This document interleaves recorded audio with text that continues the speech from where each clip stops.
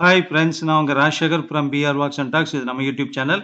Subscribe பண்ணாதவங்க பண்ணிக்கோங்க. அப்போ தான் நம்ம சேனலுக்கு போடக்கூடிய எல்லா வீடியோஸ் நோட்டிஃபிகேஷனும் உங்களுக்கு வரும். அந்த நோட்டிஃபிகேஷனை பார்த்த உடனே நீங்கள் அந்த வீடியோக்குள்ளே போய் அதில் இருக்கக்கூடிய கதைகளை கேட்டு என்ஜாய்ஃபுல்லாக இருக்கலாம். ஓகேவா?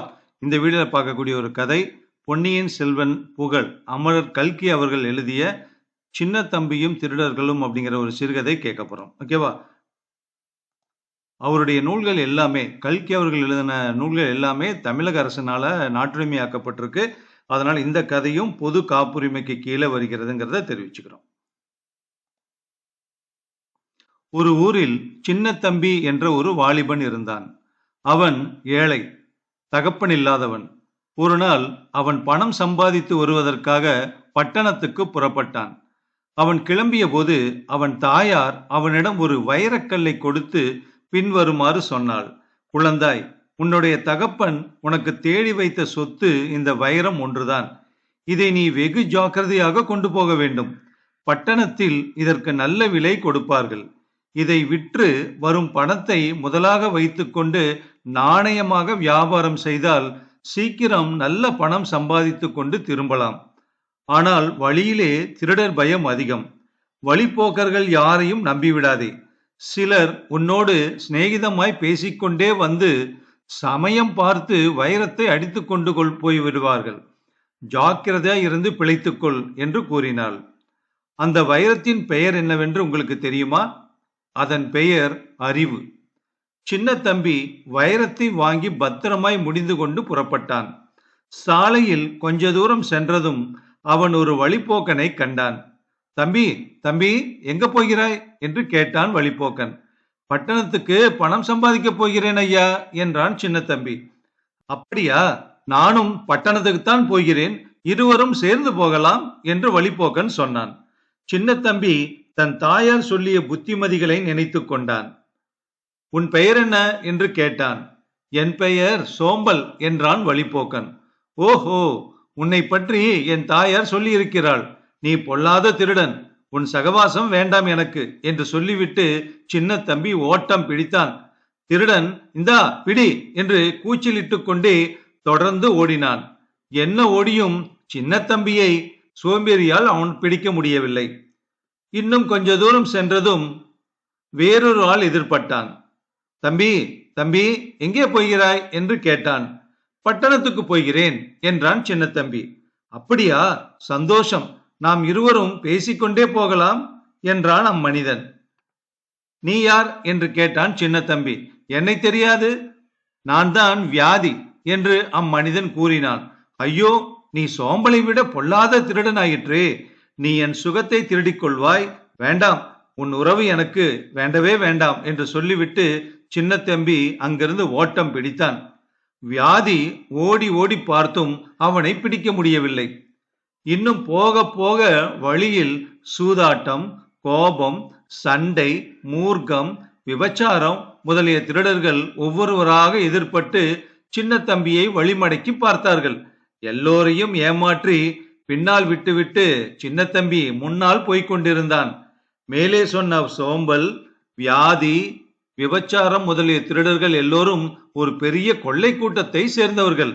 இக்கூட்டத்திற்கு ஒரு தலைவன் இருந்தான். அவன் பெயர் மதுசாரம். அவன் சமயத்துக்கு தகுந்தபடி வேஷம் போட்டுக் கொள்வதில் தேர்ந்தவன். கள்ளு, சாராயம், ஒயின், பிராந்தி, விஸ்கி, பீர், அபினி, கஞ்சா என்று விதவிதமான பெயர்களை வைத்துக்கொண்டு பெயருக்கேற்ப வெவ்வேறு வேஷங்கள் போட்டுக்கொள்வான். கடைசியாக இத்திருடர் தலைவனை நமது சின்ன தம்பி சந்தித்தான். தம்பி, தம்பி, எங்கே போகிறாய் என்றான் திருடன் தலைவன். பட்டணத்துக்கு போகிறேன். ஆமாம், நீ யார் என்று சின்ன தம்பி கேட்டான். என் பெயர் மதுச்சாரம் என்றான் திருடன். சின்ன தம்பி தனக்குள் யோசித்துக் கொண்டான். இவனை பற்றி என் தாயார் ஒன்றும் சொல்லவில்லையே. இவன் வெகு உற்சாக புருஷனாக காணப்படுகிறான். உடல் பருத்து நல்ல உடையணிந்து பெரிய மனிதன் போல் தோன்றுகிறான். இவன் திருடனா இருப்பானா? எப்படியானாலும் நாம் ஜாக்கிரதையா இருக்க வேண்டும். தாயார் ஒருவேளை இவனை பற்றி சொல்ல மறந்திருக்கலாம். இப்படி எண்ணி சின்ன தம்பி வேகமாக நடக்கலானான். அப்பொழுது திருடர்களின் தலைவன், ஏனப்பா இவ்வளவு விரைவாக ஓடுகிறாய்? கொஞ்சம் மெதுவாய் நட. என்ன அவசரம்? பட்டணத்தில் நான் ரொம்ப அனுபவம் உள்ளவன். பணம் சம்பாதிக்கும் வழியெல்லாம் உனக்கு நான் சொல்லித் தருகிறேன் என்றான் அவன். சின்ன தம்பி இந்த ஆசை வார்த்தையில் மயங்கிவிட்டான். இவன் திருடனா இருக்க மாட்டான். இவன் சொல்வதை கேட்டுக்கொண்டு கொஞ்சம் முன்னாலேயே போய்க் கொண்டிருக்கலாம். அப்படி ஒருவேளை இவன் திருடனாயிருந்து நம்மை பிடிக்க வந்தாலும் ஒரே ஓட்டமாய் ஓடி தப்பி விடலாம். இத்தனை திருடர்களை ஏமாற்றி வந்த எனக்கு இந்த பொதியனை தானா ஏமாற்ற முடியாது என்று அவன் எண்ணினான். அதனால் கொஞ்சம் மெதுவாக நடந்தான். திருடர் தலைவன் இனிமையாக பேசிக்கொண்டே கொஞ்சம் கொஞ்சமாக நெருங்கி வந்தான். ஆஹா, இவனுடன் பேசினால் எவ்வளவு உற்சாகமாக இருக்கிறது என்று சின்ன தம்பி நினைத்தான். அவன் அருகில் வந்ததும் திருடர் தலைவன் ஒரே தாவலாய் தாவி சின்ன தம்பியை கெட்டியாக பிடித்து கொண்டான். சின்ன தம்பி ஆன மட்டும் அவன் பிடியிலிருந்து விடுவித்துக் கொள்ள முயற்சி செய்தான். ஆனால் ஒன்றுமே முடியவில்லை. திருடன் அவனை சோதனை போட்டு அவன் பத்திரமாய் முடிந்து வைத்திருந்த வைரத்தை பிடுங்கிக் கொண்டான். இதற்குள் பின்னால் தங்கிய வியாதி, விபச்சாரம், சூதாட்டம், சோம்பல் முதலிய திருடர்களும் ஓடி வந்து சின்ன தம்பியை சூழ்ந்து கொண்டார்கள். திருடர்கள் எல்லோரும் ஒன்று சேர்ந்து அவனை தங்கள் இருப்பிடத்திற்கு வரும்படி அழைத்தார்கள். சின்ன தம்பி பார்த்தான். வைரம்தான் போய்விட்டது. பட்டணத்துக்கு போய் என்ன செய்வது? இவர்களுடன் தான் போவோமே என்று எண்ணினான். பாவம், இவ்வாறு சின்ன தம்பி திருடர் தலைவனுக்கு அடிமைப்பட்டான். மற்ற எல்லா திருடர்களுக்கும் அவன் குற்றேவல் செய்ய வேண்டியிருந்தது. இவ்வாறு சில காலம் அடிமையாயிருந்து உழைத்துவிட்டு கடைசியில் சின்ன தம்பி இறந்தே போனான்.